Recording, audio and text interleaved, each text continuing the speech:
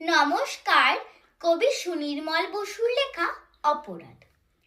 মাগো, খুব ভোরে আজ ঘুম ভেঙে গেল, তাই তাড়াতাড়ি উঠে কি জানি কি ভেবে দোর খুলে আমি বাহিরে গেলাম ছুটে। মাচায় ঝোলানো লোহার খাঁচাটি খুলিয়া দিলাম ধীরে, উড়ায় দিলাম ভোরের আলোয় পোষাসে ময়নাটিরে। ভাবে নাই আগো পিছু, ময়না উড়াই বলো বলো মাগো, দোষ কি করেছে কিছু?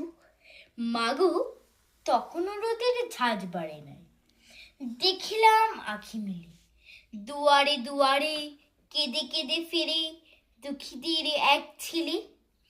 গায়ে জামা নাই, কেঁপে মরি তাই, পৌষের হিমবাই। আমার গায়ের চাদর খানিরই জড়ালাম তার গায়ে।